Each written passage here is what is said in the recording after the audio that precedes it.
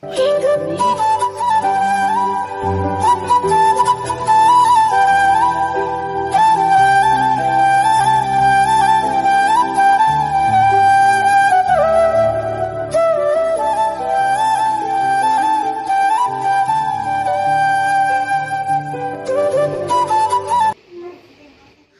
ma'am, lupa man binga sing hase kuire cha da badi. Ado aina nganam cha ge nga macha lege dikhan bane ba ko aduga nga macha di lerem de baja no min ta bani na ne ado lupa man mi se lupa yang khai gi ne pura lai si da gi ai nga macha se kya cha di chaning de ba ko nga macha cha de dum nganam tor ga cha ba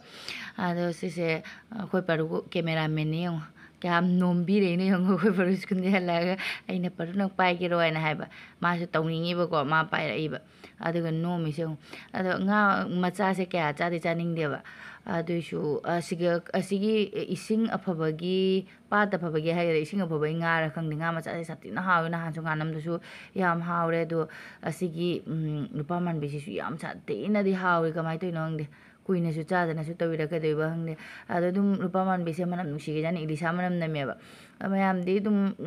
pamuye de na ko su macha ni na mabuka me te de dum sa na du do ai talle ba ai di dum mabu si me thok ta de nungai te ado mabu me thok ra ga di horen di fry to ba matam da di ko pa thag ra ne ba mabu se ko tui ba du mai na di taw ra ne du su khara seng na cha bana phai na ai di mabu ki manung ga se loi lo thoi ke hai di ka ti ne hek da taw re maning ga se ma gi mamai ge se ka thak ko sin taw ba se sumai ma kha jai nge sumai na ai ne ka thala ko nungai ka ti sina kati sina namjalaga su ko mai mabuk manungi mari marang sing su phata ba su loin thokle rupa yang kai gini sara ma cha di phajana hauna to ai di isi thung na cha dei saruk pudi ko khoi irolaga as baza fry to ba cha de taw ba cha de kyam haw doino ado khoi ma paw de chaning de ba taw ba se hekta thong ba da chaning ba thong uta ma hai aduna si se dum pan ga thong adi haw ga da bane du su alu ga tomato ga taw ga thong ga ai se seng na cham seng sem do e du ga mamai ke se katha kotan to sing na cham thai chak ti thagale nong su churak tu nong si li khirgi si dei silak pa si de ba khununga amne akoi gi ai hana ka ta le ram du nong si thek da pa le ba gas thamaga ni me asidi khatang wa khat khara bani na nong si ti ngonda di ko mai si da sum khujalak pa aduga gas ti mai di mutta bane nungai si gi nong si li silak pa se chak su kam dore du nga se thong do ga nga se ngorok padana manam na loire manam nuchi na imung se ilisa manam na me behang su loire gi aduga sina karon ma met pane e jang ma hi se chaning de ba karon met pasi ga to nga se lakola chaning ba mai cha ne aduga koi parodi ke join ngai na table sida ngarang gi kolik myam su lotion de bai di pheng lu ga ina machum ta na bai na samai sum kupsan ba ko sai na leire aduga se thamma ga makum kumsalaga akoi parodi tv jing nei nga sai de skun de halak ba de mai thopam ni tawle cha masak se ngone monga puraga tum hip tanaga sofa sida aduga sena ichi ngarang purak padoni som papi ga aduga kainoga bujia ga alu bujia se hapchan ga koi parung cha thok loi ni ong bujia ngauri ai ga ma ga di bujia phajana chai mapa ga sonu ga di bujia kya chaning de ai ga paru ga di bujia gam pa me ba se hapchalaga thaba me ge hapchalaga i container se cha ga thako yam haoi bujia se athumba chaning de ba biscuit gum chaning de di cha di aduga se ma cha ge hai chong rang chen de ge ai som papi se ne uraga ne som papi se ai hana jam pa ma me hori di am chaning de uraga iku bo hek ni ngi iku bo di achai put jam na pa me bo ko chui ba ai som papi se pa ma ni nai na pijaning ba sisu kawi ni se koi sisu je na kaino kaksing bora ne na ai koi thang nei nu pi si ga ga yen na ga saw na heram haido pi bi ha ge mai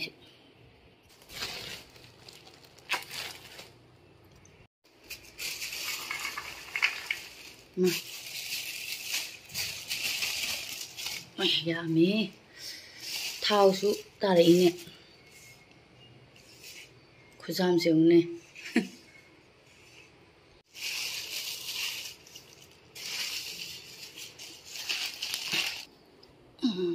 nupisigi sida khaidotiga yenamgisu sina jenam yawba sina yawdaba mix ni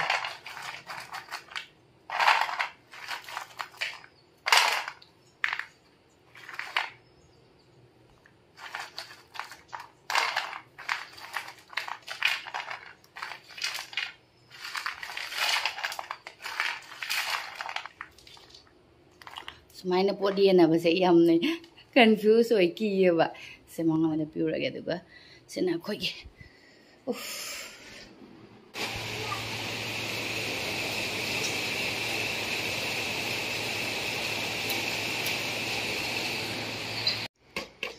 nupi se kai do no ma khara ma gi se kona la ga pipira ge ai da thoi no hang chakri no khang de ba thau ta re khara nong ta ba na jau la ama to song ko pung ama phare mana chakchari nang chari se sonu la ga koi chakcha minare duga ai ga sonu ai tok lak tan na no tawre phang me duga ma man na nga man na cha le jong khutabam ni man cha ba se kui ga jani aduga paru su tam tam taw na cha ba de lotion gre aduga hojik su nong di pha khare nong phajana pha khare nungsa muk thole nungsa budi jam na budi tholok pone te ba khata ngata thokle aina lukha ko lotion lor ga ko asi chanu bina na han scrubber ne na pirak padoni kuire chanu bina expiry date oi grani na ma ta haowe na haiba ado mai date ti lei rame ado ngasi di ai nong ga chure amna di sadrabani na khangning ningjange chak tok loi raga se amtang tauna yenge scrubber se kamai to ba khut sa ga se ngau thoro ga dang di chanu bina de ngau ba budi na ta ba ko khoi mon mon lau thani ai amtang tauna yenga ge su se le aloe vera gi ni manam khunung si amni hang dorok pada ado si kim se khoi gi keng lau go do ne ba khoi face wash ta su lei bani scrubber ni na manung na matum kai no ma yaw do kai pono di khang de ai ma gi keno se da pa ra khang gani asu pa de de chanu pina dum hai keno sumai taw hai du da ni sumai na tai raga chanu pe ising khatang ha pa ga ina ma phajana noi indi nei roi da ne sumai na ado asumai to ba se khuchi yeng si horeng ngau bra yeng ai oi gi da han na taw ge ba ngau ga da budi man de scrubber ni te khadi kara budi ngau thu pa su ya ado yeng ge kamai to ge manam nung si ba na sumaina to bakai se yam talle seng bagi kogi facial kit ka lei bado amura anira ka tawra ga yam talle ba mi amana to bi boy di nungai ba kogi mi ani ga sura di ko aina mingonda to ba dei satina nungai na to bi gi ne ba aduga ai thanda to se nungai de khuchu wa su warak pa ai di mingonda to ba na di nungai da na ko ja coaching ko ya do thunga ne ba ithanda to ba ni na tan bana ado su akhoi se matum lei basina ne kreng lau basina nan bada kaino ma taw asi sumaina ai ngau thorok pra eng ngau thokra ba nungai ni da ana ising kitang ha pa ga ina minute kya mung noi kaino taw doi no khang de sumaina nan doi no khang de ado ai minute ahum mukti ai taw di tawre mem hojik se voice over taw bani ngang hing tumna hare ba ko sak cha loi ra bani na yenge khutchisu mai thadok pagi ni ko imam mathak ta lei base ai thangnei nu pisin hange kai doi no ai ne ai gi khut to mayam su uram su jai sum video da tha pi ngai da chak thong matam da ko khang de gi thaw asa ba hijelak pagi chak thikri bani aba khut se phajana nei ra geng khut se lang dora di nungai rani tal khudang chuk thare su mai to jong mi am na ka noi ra de ba as nungai na tum thara ka ni cha ga tuklak pagi tum ding bane khara hipning bane ada nung din ai tumudi tumde da dum mobile met na ko tang hak de hippi ba sum thing da sonu school de halaga koi chakcha ba se ekta thing ya ba ai phajana se ne khai rage dum mathang yeng bi na ras minute ahum mukti mem ai se phajana cream ma se loina manung da changar khuji ge se lau thokra ba ina koi gi cream sina koi gi scrubber sina nang law ro ba ina khuji sum nan thokre aduga ina henki muruman ama laure aduga se ising se sum tum thok pani ichanu pina sumai taw wai nei na ma sumai taw hai be mong dai se sum taw wi se seng na te thok jing ngau di ngau thok te scrubber ni na khoi gi ai gi khuche koi ten kaino nuksa gi kaino do fujan gi bana ne ai di mathak ta phi phawre dunga hana dai suni da sum ngau dare khuche hana ju jum de lening matam na sum ising sokpa khotpa taw ba matam na ne nuksa da dum lep khi baduna to mar khut ka mai ga isa ga ai di khatang khene ba color se khuchi ga da phajana ai di numit na fujan gi bai mure yung si sumai tu bai na han khang le chu gi bai ni sina roman sina phajana tai thoge aduga oi ga jit ka khuche thamma ga yenge ngau thok ta bran ising khara thengu bai na sumai na di takhai ri bani na khatang di ngau ba su ye ꯑꯗꯨ ꯁꯦꯡꯅ ꯇꯩꯊꯣꯛꯈꯤꯒꯦ ꯌꯦꯡꯉꯨꯅꯦ ꯀꯦꯃꯦꯔꯥꯁꯤꯁꯨ ꯄꯥꯏꯕꯤꯅꯕ ꯂꯩꯇ꯭ꯔꯃꯤꯅ ꯅꯣꯡꯒ ꯆꯨꯔꯦ ꯅꯣꯡꯊꯤ ꯃꯪꯕꯒꯤ ꯃꯝꯂꯤ ꯃꯝꯂꯤ ꯇꯧꯕꯅꯦ ꯀꯔꯤꯝ ꯈꯪꯗ꯭ꯔꯦ ꯑꯗꯣ ꯑꯣꯔꯤꯖꯤꯅꯦꯜꯗꯁꯨ ꯉꯧꯗꯤ ꯉꯧꯊꯣꯛꯇꯦ ꯑꯩ ꯁꯦꯡꯅ ꯆꯥꯝꯊꯣꯛꯑꯒ ꯂꯥꯛꯑꯒꯦ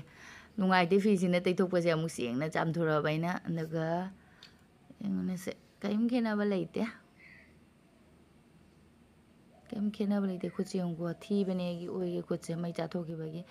ꯑꯗꯨꯝ ꯃꯣꯟ ꯃꯣꯟ ꯂꯥꯎꯕꯗꯤ ꯃꯣꯟ ꯃꯣꯟ ꯂꯥꯎꯔ ꯈꯨꯠꯁꯦ ꯅꯨꯡꯉꯥꯏꯕꯅ ꯂꯣꯏ ꯄꯥꯏꯕꯗꯅꯦ ꯑꯗꯨꯒ ꯉꯧꯕ ꯈꯤꯇꯪ ꯈꯦꯠꯅꯕ꯭ꯔꯥ ꯍꯥꯏꯅꯗꯤ ꯈꯜꯂꯤ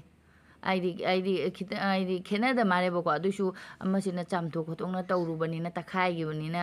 1% ꯍꯥꯏꯒꯗ꯭ꯔꯥ ꯈꯤꯇꯪꯗꯤ ꯈꯦꯠꯅꯕ ꯑꯗꯨꯃꯥꯏꯅ ꯇꯧꯋꯤ ꯌꯦꯡꯉꯨꯅꯦ ꯈꯨꯖꯤ ꯁꯤꯕꯁꯤꯅ ꯇꯛꯇꯕꯗꯨꯅꯦꯕ ꯑꯁ ꯃꯣꯟ ꯃꯣꯟ ꯂꯥꯎꯕꯗꯤ ꯂꯣꯏꯔꯦ ꯅꯨꯡꯉꯥꯏꯕꯅ ꯈꯨꯠꯁꯦ ꯑꯩꯈꯣꯏꯒꯤ ꯃꯣꯟꯊꯅ ꯂꯩꯕ ꯑꯗꯨꯃꯥꯏꯅ ꯇꯧꯋꯦꯕ ꯁꯨꯃꯥꯏꯅꯒ ꯍꯞꯇꯥꯗ ꯈꯪꯗꯦ ꯊꯥ ꯃꯈꯥꯏꯗ ꯈꯪꯗꯦ ꯄꯥꯔꯂꯔꯗꯒ ꯆꯪꯉ ꯇꯧꯕꯤꯔꯗꯤ ꯀꯌꯥꯝ ꯅꯨꯡꯉꯥꯏꯗꯣꯏꯅꯣ ꯐꯖꯗꯣꯏꯅꯣꯕ ꯑꯗꯨꯒꯤ ꯄꯥꯔꯂꯔꯗ ꯆꯪꯉ ꯃꯇꯝ ꯑꯁꯤꯅꯤꯅꯦ ꯑꯗꯣ ꯍꯧꯖꯤꯛꯁꯦ ꯑꯩ ꯑꯣꯏꯒꯤꯗꯤ ꯂꯣꯏꯔꯕꯅꯤꯅ ꯑꯃꯨꯛ ꯖꯦꯠꯀꯤ ꯑꯃꯨꯛ ꯇꯧꯔꯒꯦ ꯅꯠꯇ꯭ꯔꯗꯤ ꯇꯜꯂꯦ ꯑꯩꯅ ꯇꯣꯛꯈ꯭ꯔꯗꯤꯀꯣ ꯀꯩꯅꯣ ꯇꯧꯈ꯭ꯔꯅꯦꯕ ꯑꯃ ꯂꯩꯍꯧ ꯇꯥꯔꯦꯕ ꯑꯁꯤꯁꯨ ꯀꯥꯕꯣꯛ ꯀꯥꯕꯣꯛ ꯃꯤꯅꯤꯠ 3ꯃꯨꯛꯇꯤ ꯑꯩ ꯐꯖꯅ ꯀꯩꯅꯣ ꯇꯧꯔꯒꯦ ꯁꯤꯁꯨ ꯀ꯭ꯔꯤꯝꯁꯤꯅ ꯇꯛꯈꯥꯏꯔꯒꯦ ꯑꯉꯥꯡ ꯑꯅꯤ ꯅꯨꯡꯉꯥꯏꯅ ꯇꯨꯝꯈ꯭ꯔꯦ ꯃꯣꯏꯅꯤ ꯅꯣꯡ ꯆꯨꯕꯩ ꯈꯤꯇꯪ ꯈꯤꯇꯪꯁꯨ ꯏꯪꯅꯤꯡꯂꯤ ꯁꯥꯁꯨ ꯁꯨꯝ ꯁꯥꯕ ꯏꯪꯅꯤꯡꯂꯤꯁꯨ ꯁꯨꯝ ꯇꯧꯕ ꯑꯗꯨꯒ ꯑꯩꯒꯤ ꯖꯦꯠꯀꯤ ꯈꯨꯠꯁꯤꯁꯨ ꯐꯖꯅꯗꯤ ꯀꯩꯅꯣ ꯇꯧꯔꯦ ꯑꯩ ꯇꯧꯔꯨꯔꯒꯀꯣ ꯁꯦꯡꯅ ꯇꯩꯊꯣꯛꯄ ꯏꯊꯟꯇꯒ ꯇꯜꯂꯤꯗ ꯑꯃꯨꯛꯀꯤ ꯑꯩꯈꯣꯏ ꯃꯤ ꯑꯅꯤꯅ ꯇꯧꯃꯤꯟꯅꯔꯗꯤ ꯃꯤꯅꯤꯠ 10 ꯇꯧꯔꯁꯨ 15 ꯇꯧꯔꯁꯨ ꯇꯧꯔꯗꯤ ꯔꯤꯖꯜꯇꯣ ꯐꯖꯒꯗꯅꯦꯕ ꯑꯗꯨꯅꯕꯨꯀꯣ ꯄꯥꯔꯂꯔꯗ ꯆꯪꯉꯒ ꯃꯤꯁꯤꯡꯅ ꯇꯧꯅꯔꯤꯗꯣ ꯑꯗꯨꯒꯤꯅꯤ ꯄꯥꯔꯂꯔꯗ ꯆꯪꯉꯒ ꯃꯌꯥꯝꯅ ꯇꯧꯅꯩꯗꯣ ꯄꯣꯠꯇꯣ ꯔꯤꯖꯜꯇꯣ ꯐꯖꯩꯅ ꯑꯩꯈꯣꯏ ꯌꯨꯝꯗ ꯇꯧꯖꯕ ꯍꯥꯏꯁꯤꯗꯤ ꯇꯜꯂ ꯁꯨꯝ ꯇꯣꯛꯊꯣꯛꯄ ꯑꯗꯩ ꯀꯥꯆꯤꯟ ꯀꯣꯌꯥ ꯌꯧꯕ ꯑꯩꯈꯣꯏꯒꯤ ꯄꯨꯔꯥ 100% ꯄꯤꯕ ꯉꯝꯗꯦꯕ ꯑꯗ ꯁꯦ ꯂꯣꯏꯔꯦ ꯑꯩꯈꯣꯏ ꯃꯄꯥ ꯇꯧꯍꯟꯁꯤꯔꯥ ꯀꯩꯅꯣ ꯃꯄꯥꯒꯤ ꯑꯃꯨꯛ ꯇꯧꯕꯤꯒꯦ ꯅꯣꯡꯃꯗꯤ ꯑꯗ ꯁꯤꯁꯦ ꯃꯅꯤꯡꯗꯗꯤꯀꯣ 2023ꯗ ꯃꯥꯒꯤ ꯃꯦꯅꯨꯐꯦꯛꯆꯔ ꯑꯣꯏꯌꯦꯕ ꯑꯗꯨꯒ ꯀꯩꯅꯣ 24 ꯃꯟꯊ ꯐꯥꯎꯗꯤ ꯑꯗꯨꯝ ꯕꯤꯐꯣꯔ 24 ꯃꯟꯊ ꯌꯨꯁ ꯇꯧꯕ ꯌꯥꯔꯦ 25 ꯐꯥꯎ ꯂꯩꯒꯅꯦꯕ 23ꯗ ꯁꯥꯕꯅꯤꯅ ꯑꯩꯈꯣꯏ ꯄꯔꯨꯒꯤ ꯐꯃꯨꯡꯁꯦ ꯑꯃꯨꯛ ꯃꯩ ꯊꯥꯜꯂꯒꯦ ꯃꯝꯊꯔꯦ ꯅꯣꯡ ꯆꯨꯕꯅꯤꯅ ꯀꯃꯥꯏꯅ ꯇꯨꯝꯃꯤꯅꯣ ꯃꯐꯤꯒ ꯌꯥꯎꯗꯦ ꯑꯗꯨꯅ ꯑꯩꯅ ꯐꯤ ꯀꯨꯞꯁꯟꯕꯤꯕꯀꯣ ꯃꯥꯏ ꯇꯨꯝꯐꯝꯅꯦ ꯇꯦꯕꯜꯁꯤꯒꯤ ꯍꯦꯛꯇ ꯃꯈꯥꯁꯤꯗ ꯆꯪꯉ ꯇꯨꯝꯃꯦ ꯃꯣꯟꯁꯨ ꯈꯥꯡꯉꯤ ꯌꯦꯡꯉꯨꯅꯦ ꯄꯥꯠꯁꯦ ꯃꯥꯒꯤ ꯁꯤꯗ ꯇꯨꯝꯃꯤ ꯌꯦꯡꯉꯨ